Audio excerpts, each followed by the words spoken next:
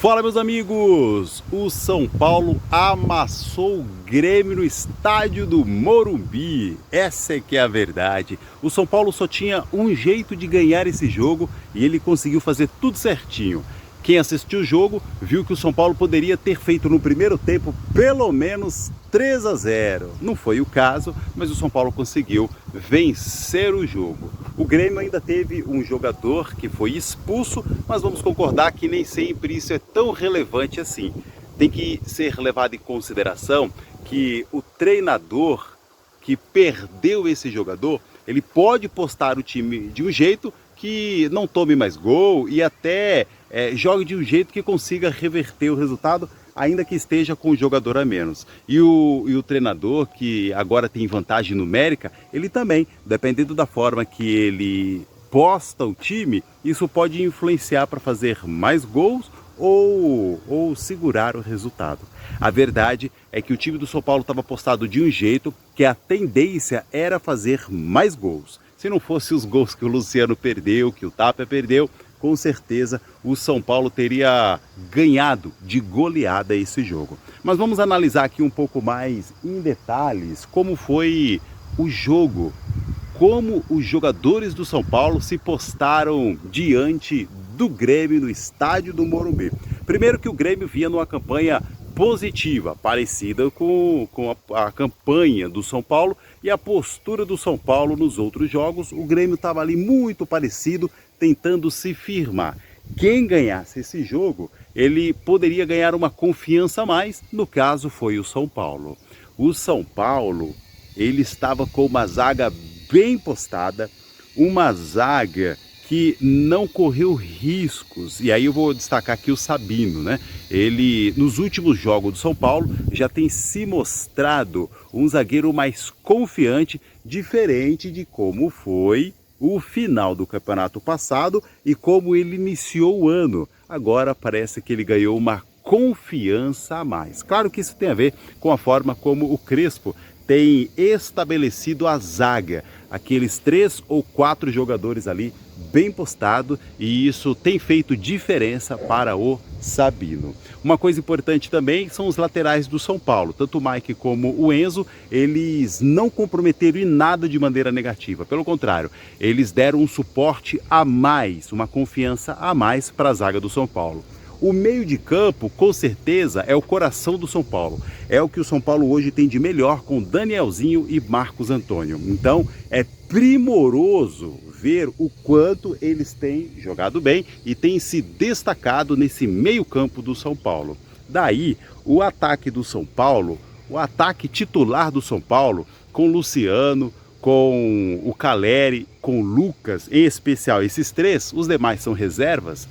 Em especial com esses 3, eles estão conseguindo, uma vez que os 3, principalmente Caleri e Lucas, vieram de lesão, e o Luciano até de uma sobrecarga, porque no final do ano passado e o começo desse ano, o Luciano foi o jogador que mais precisou, como atacante, se esforçar, se dedicar e fazer a diferença no ataque. A verdade é que em gols ele não conseguiu fazer essa transformação, transformar esse empenho, dedicação em gols.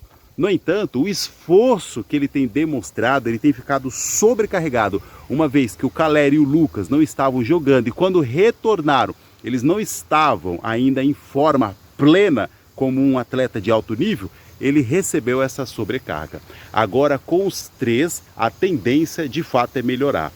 Porém, como eu disse no vídeo de ontem, o São Paulo tem sim um time titular.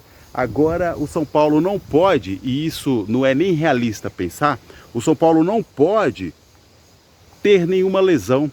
É irônico, é um paradoxo. O São Paulo não pode, mas isso fatalmente vai acontecer. Como que o São Paulo vai se postar?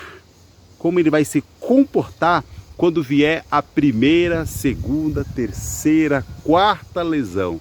O São Paulo só tem um time oficial, um time titular. Quando o São Paulo entra com um time misto, não tem confiança nenhuma. Quando entra com um time misto, o São Paulo entra para empatar no máximo. Geralmente perde o jogo. Quando entra com um time mais do que misto, praticamente reserva, aí é que não ganha mesmo. Para ganhar, tem que ser como foi o jogo com o Flamengo, com o Santos e com o Grêmio. 3 times, clubes de altíssimo nível, e o São Paulo conseguiu fazer uma pressão alta, como é o nome do canal. Só desse jeito o São Paulo consegue, inclusive, fazer o resultado no primeiro tempo, que esse é o ideal. E aí depois o São Paulo tentaria, fazendo o resultado no primeiro tempo, se defender melhor, confiando na zaga do São Paulo, que melhorou de maneira vertiginosa. Essa é que é a verdade. O São Paulo que tomou muitos gols, o São Paulo que estava fazendo uma campanha pífia, finalizou o ano passado com uma campanha horrorosa, principalmente a zaga do São Paulo estava em decadência, e agora o primeiro ato, quando um treinador ele chega no clube, não foi o caso porque o Crespo já estava, ou o primeiro ato quando você quer corrigir algo que não está bem no time, é a zaga, tem que começar pela zaga, isso dá consistência e confiança para o restante do time. Foi o que aconteceu. A zaga agora está mais confiante, melhor postada, os laterais, principalmente, a gente precisa destacar, com a entrada do Mike, e ele está ficando cada vez mais confiante no São Paulo, e isso garante para a zaga do São Paulo, isso garante uma postura melhor, garante uma certeza de que eles correrão um pelo outro. Então a zaga, os 4 zagueiros do São Paulo e os 2 laterais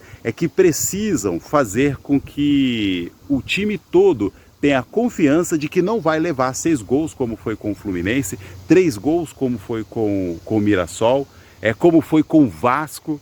Então não vai passar por esse papelão ridículo que o São Paulo se prestou no final do ano passado e iniciou o ano, infelizmente, com uma tendência de piora. Porém, o cenário mudou, o clima mudou, o Rafinha trouxe para o São Paulo um ânimo, uma disposição que há muito tempo não se via. E o novo presidente, Arrim Assis, com certeza também trouxe uma calma que os jogadores e a instituição precisava. Vamos acompanhar. Final de semana São Paulo tem jogo pelo Campeonato Paulista. Vamos ver aí qual vai ser o desfecho desse jogo. Amigos, um abraço, bom dia para todos vocês, até mais.